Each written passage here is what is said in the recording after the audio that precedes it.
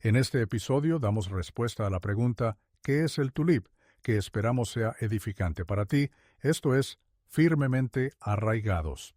No olvides suscribirte y activar la campanita de notificaciones y disfruta el contenido que hemos preparado para ti.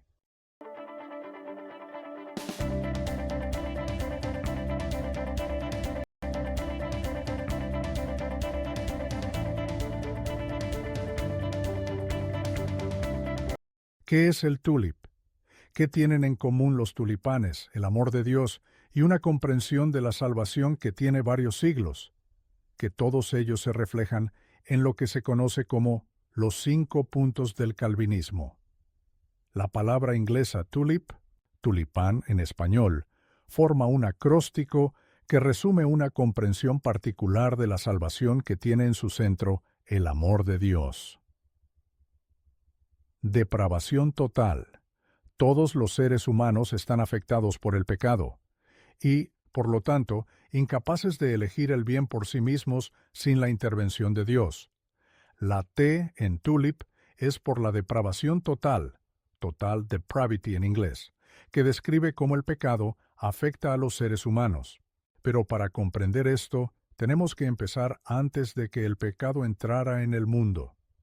Nuestro Dios Trino ha existido desde toda la eternidad como Padre, Hijo y Espíritu Santo, iguales en poder y gloria, disfrutando de una relación de amor, santo sin principio ni fin.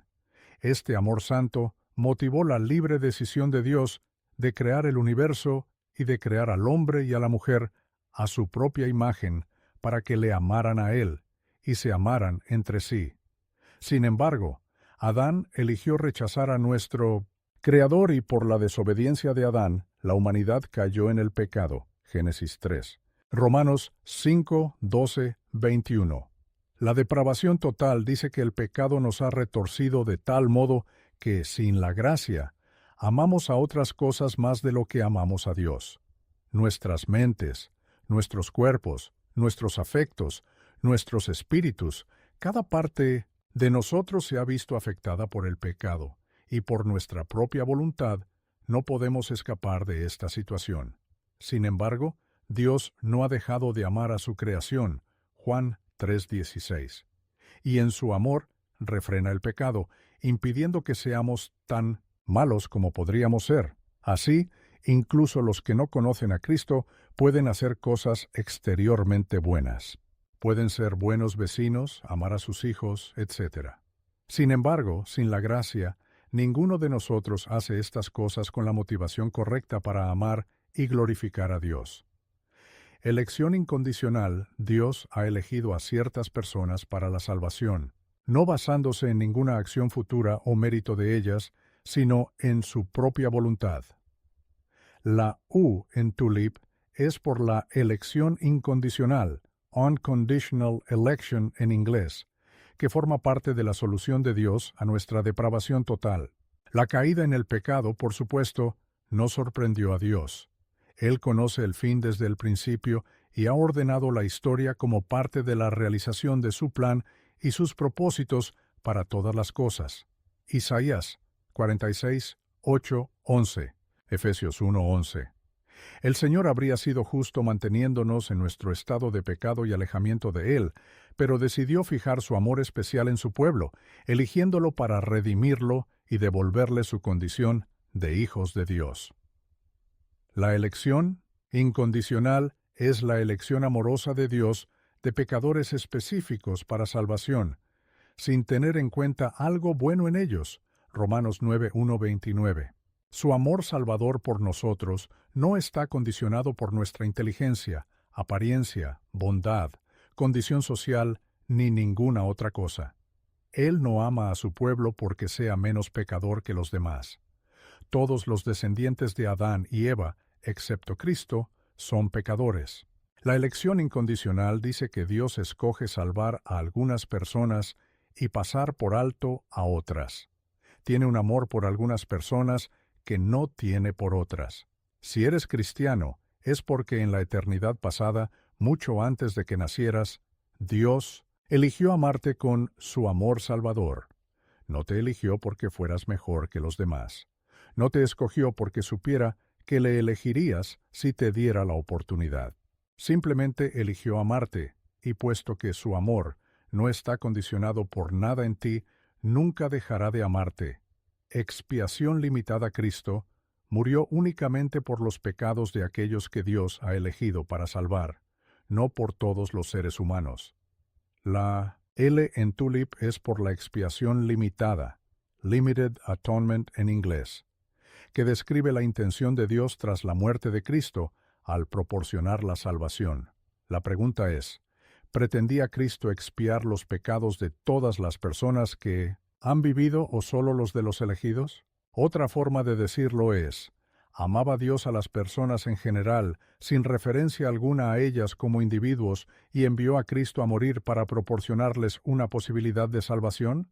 ¿O amó Dios a individuos concretos, enviando a su Hijo a morir por ellos de manera específica, expiando perfectamente sus pecados, de tal modo que la muerte de Cristo realmente garantice la salvación de un pueblo en particular? La expiación limitada es necesaria debido a la justicia de Dios. Si el pecado ha sido expiado, ha sido juzgado, y Dios ya no nos lo reprocha. Pero la incredulidad es un pecado, así que si Cristo murió por todos los pecadores, ¿cómo podría Dios todavía sostener la incredulidad contra alguien? Al fin y al cabo, Cristo la expió.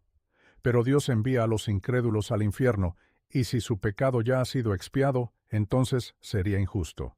Les estaría echando en cara un pecado que no se les debería echar en cara, porque Cristo lo expió.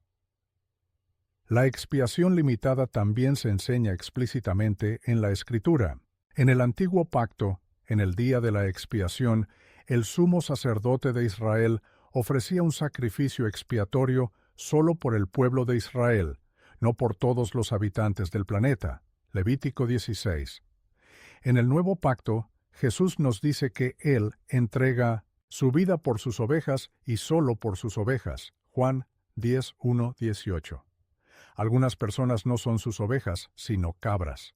Jesús no murió por las cabras, sino por las ovejas, su pueblo.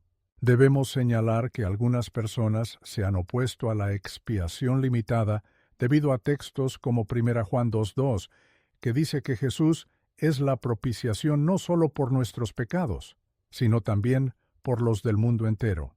Sin embargo, ese texto no se refiere a la intención de la expiación, sino a la forma de salvación en general. Dios ha proporcionado solo un camino de salvación, a través de Cristo. Juan 14:6. Si alguien en el mundo va a salvarse, será a través de él. No hay otro camino. El sentido de 1 Juan 2:2 es que Cristo es la única expiación que puede salvar a alguien, no que Él haya expiado los pecados de cada individuo. Gracia irresistible, la I en Tulip es por la gracia irresistible grace en inglés, que se refiere al poder amoroso de Dios en la salvación. Esencialmente, dice que si Dios te ama y te quiere en su familia, va a conseguirte. Te ama, tanto que se asegurará de que llegues a la fe y es lo bastante poderoso como para garantizar tu fe. A menudo en la vida, vemos a las personas que amamos yendo por el camino equivocado y no podemos convencerles de que se aparten de él. Somos impotentes para garantizar que tomen la decisión correcta. El amor de Dios es lo bastante poderoso como para garantizar que tomemos la decisión correcta. Él puede vencer toda resistencia que podamos ofrecer y nunca deja de persuadir a los elegidos para que confíen en Él. Ciertamente, podemos resistirnos a Cristo durante un tiempo. Podríamos rechazar el Evangelio durante años antes de creerlo. Por eso sería mejor hablar de gracia finalmente irresistible o de gracia eficaz. Sin embargo, cuando todo esté dicho y hecho, Dios llevará a todos sus hijos a la fe. Probablemente puedas ver cómo la elección incondicional demanda la gracia irresistible. Si Dios elige a algunos para la salvación y esta voluntad no puede ser frustrada, entonces su gracia debe ser finalmente irresistible. Debe ser eficaz para llevarnos a la fe. Pero también encontramos pruebas de ello en textos como Juan 6:37-40, donde se nos dice que todos los que el Padre entrega a Cristo para salvación, acuden a Él. Efesios 2:1-10 también nos dice que Dios da vida a personas que están muertas en el pecado. La resurrección requiere un poder eficaz, porque las personas muertas no pueden responder con fe.